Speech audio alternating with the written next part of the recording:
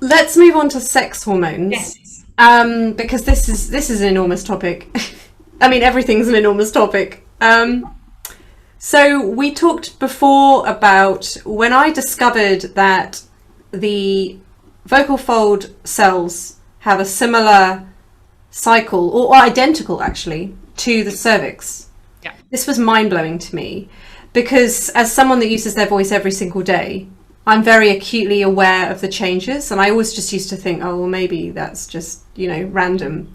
But I really notice how my voice, for example, like when they even have a syndrome now, pre-menstrual voice syndrome. Yeah.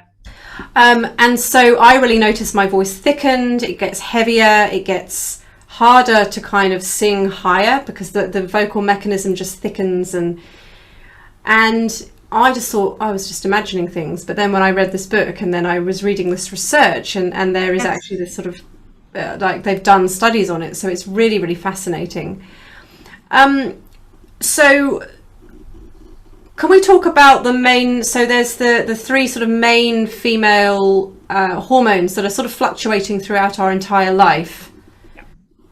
Yes. I'll let you talk about that for a second. So, I was absolutely fascinated when you told me that it's the same cells on the cervix as it is on the vocal cords, which I was like, wow, that's something I didn't know. And I'd love to know why.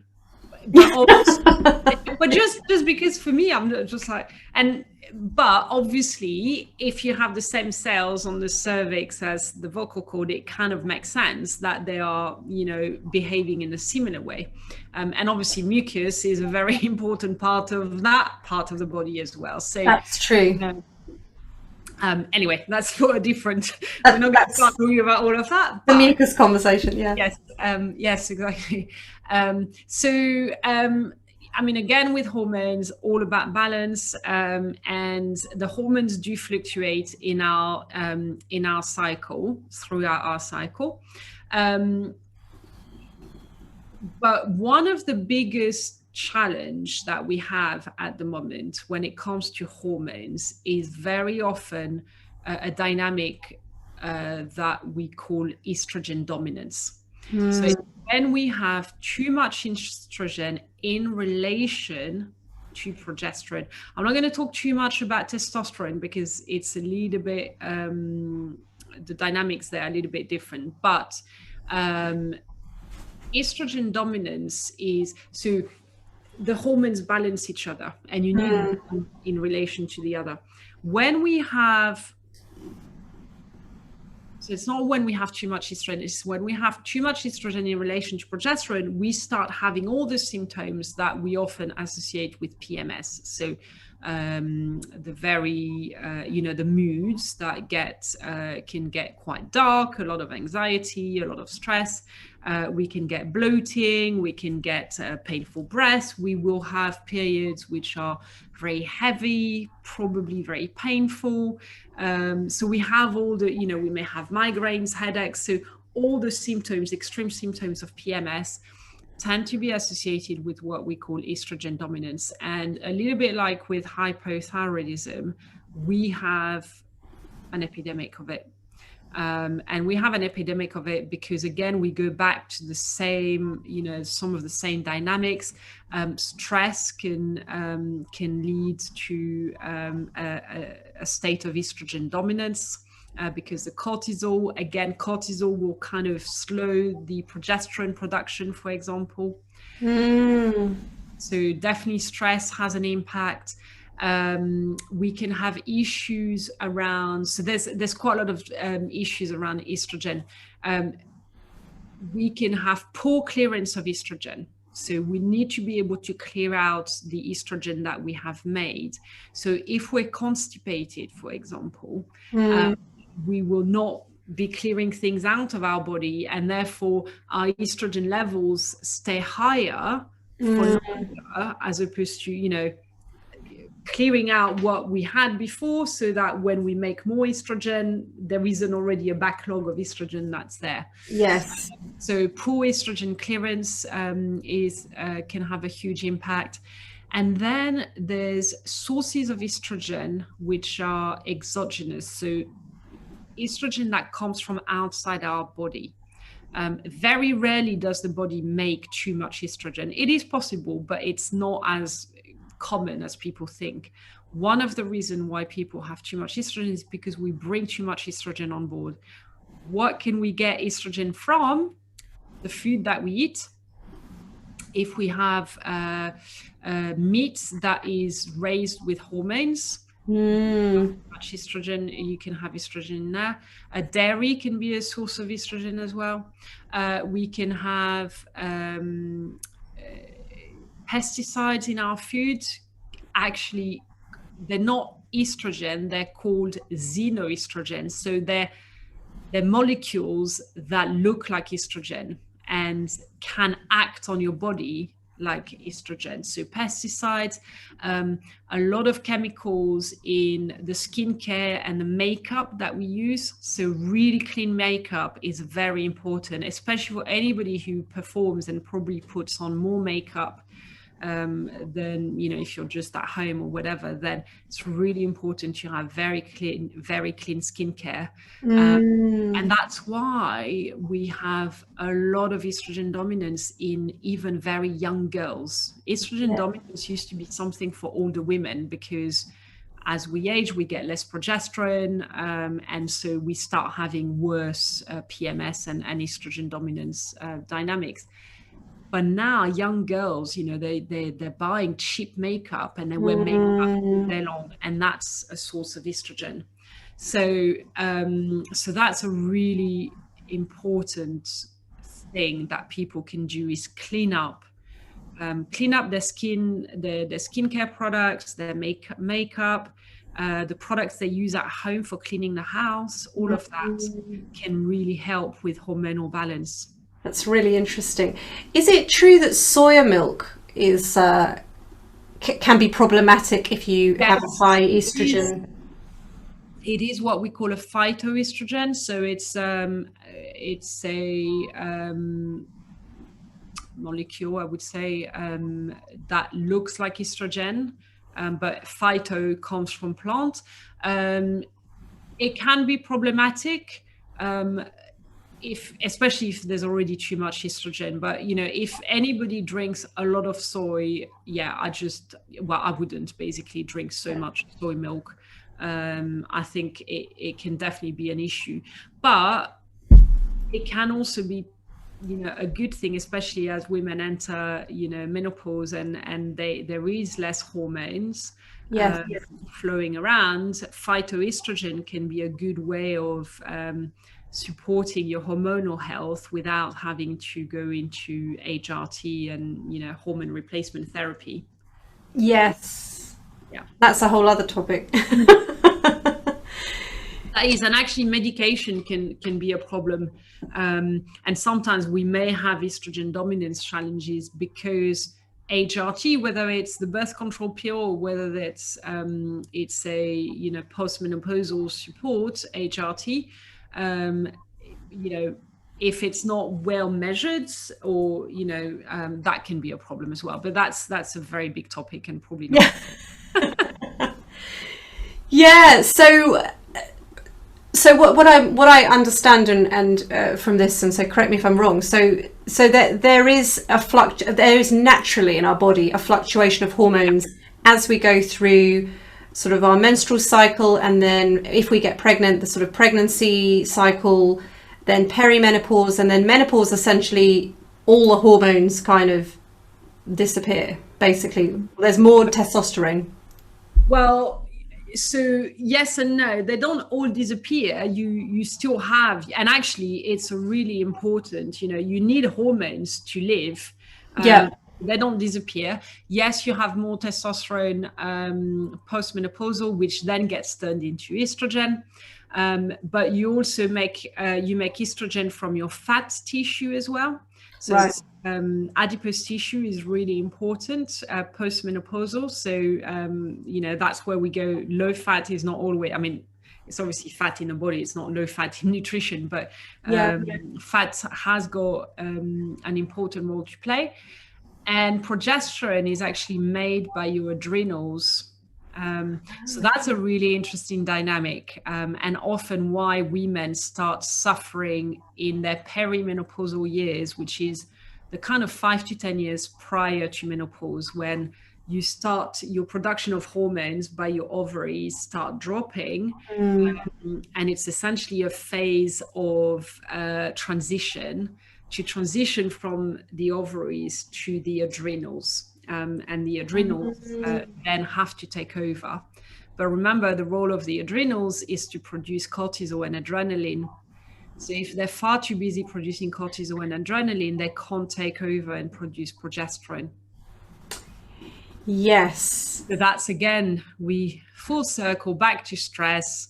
And that's very often why, if women suffered from, let's say, painful period when they were in their 20s and 30s, they will likely have a perimenopause phase of their life, which might be a little bit more tricky, because any kind of symptoms you have prior to that phase is likely to get exacerbated, especially if there's a lot of stress, which, let's be, I think we need to be realistic about this. Yeah. And especially these days, we all live under quite a big amount of stress. So yeah. And that was a really interesting thing I read in the articles that you shared with me about the voice, and the voice going through changes throughout the cycle. I wasn't aware of that for the voice, but I was aware of it very much so for energy levels. Yeah. And like a lot of women, I used to take the birth control pill. I was never really aware of my cycles until obviously I had children, and then I chose not to use birth control pill. I use different more natural birth control, but my cycle and my energy throughout my cycle, it's phenomenal how different it can be depending on the week of the month I'm in. Yes. And we push on, we try to push on, we try to keep at the same, the same speed or the same rhythm of life. But the reality is we should be modulating how we live our lives based on our cycle. Yes. And it just got me to reflect. I'm sure the practicalities for a performer, are enormous, but yeah. Can we realistically expect our voice if the cells are not, they're not performing in the same way? Yeah, that's right. Realistically expect the same performance from day 1 of your cycle versus day 25. That's right. And I think, unfortunately, because a lot of people, and I have to be honest, until I studied all of this, I didn't know. We don't realize that we just think, oh, well, it's because I haven't got very good technique, or I was shouting last night in the bar, that's why my voice is tired. Now, it could have something to do with those, of course, but I think it's also coming back to what we were saying at the beginning about diet. It's about becoming really intimate with your voice and noticing, and it depends on where you are in your hormonal journey as well. But I know for me, as I said, in my menstrual cycle, I really know, I kind of can almost tell when my period is going to start based on how my voice feels. And I will plan shows. Well, it's not happening at the moment, but in those days when I would plan shows because I know when my period is going to start. So I will just avoid that time. Because it's just not worth it, because my voice just doesn't work in the same way. Despite me practicing and warming up and doing all the things that I would do, the following week it's like a different voice. I'm not completely different. But I think that the more awareness you have, then, and I say this to my clients, it's really about becoming really intimate with your own voice, and then maybe pulling back on, even if you're talking in meetings all day, maybe just giving yourself more of a break. If you're going through, so for example, that time where the voice is feeling thicker and heavier, that you might just have to do more warm-ups on those days. And some people don't warm up the voice at all. So there is, I think the message from all of this is really to become intimate with your own body and what you respond to and what you need, because as you said at the beginning, it's different for everyone. I mean, there are some generalities, but absolutely. Yeah, and recovery time, and you might need more sleep at certain time of the month, and there are other times where yes, you can have a glass of wine because your recovery will be quicker. So you're right, it's all about understanding, being patient with ourselves, not pushing on when actually it's going to do more damage than good. yeah. All of that stuff. So yeah, it's really fascinating, really fascinating. Yes, absolutely. And I sort of, when I talk to women that are in the sort of menopausal stage of life, I think for some of them, and I'm not talking about so much singers, because I think singers tend to have a greater awareness of their voice because they're using it in a much bigger way. But I think, again, I think in that sort of stage, the estrogen deficiency in the voice can often show up as sort of vocal fold edema, like more, and that can create a huskier voice. I think with the increase in testosterone, the voice tends to lower. Yeah. And I think just generally the voice just tires more easily. So I think it's just being aware of that and factoring that into how you take care of your voice, because there are so many women out there, and I work with women of all ages who are firing on all cylinders in their business, but they are very much in the menopausal stage of life. But you have to be aware of your voice and take care of it. Yeah, absolutely. And I think, certainly from this conversation, what we can take is, thankfully, caring for your voice is similar to caring for the rest of your body. Like, and I think that's true of, the more I learn, the more I work with people in that space, the more you realize that everything is interconnected, and what works for your leg muscles or your brain also works for your voice. So, thank God, because if we had to have a strategy for every part of our body, we'd probably get crazy. But so I think, really good health hygiene, if we can call it that, wholesome food, good hydration, all the stuff that we know are helpful for our health, will go a really long way. And I think then becoming more aware of,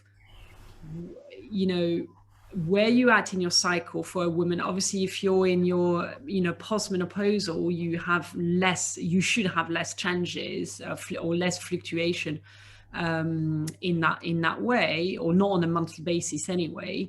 Then you can really optimize how you are working with the voice. Absolutely. And I think much like, I'm not going to pretend to be an expert on fitness, but I think much like the world of fitness and exercise, if you don't use it, you lose it. And it's the same with the voice. And so, yes, obviously, like the rest of the body, the voice is aging, and what that tends to look like for the voice is the voice just becomes drier. It tends to lose its power. The muscles start to atrophy. And so, but if you do take care of your voice, and you do obviously eat well, hydrate, and exercise your voice, much like you'd go for walks, or people in their 50s and older who keep exercising and keep mobile and keep moving, their body is just going to work better. And it's the same with the voice. And absolutely. And I think, our aging, people come to me and say, oh, I've got a few aches and pains in these, or it's just part of aging. But the reality is, aging, yes, there are certain processes and certain things that don't work as well, but we shouldn't be in pain. Yes. Shouldn't be,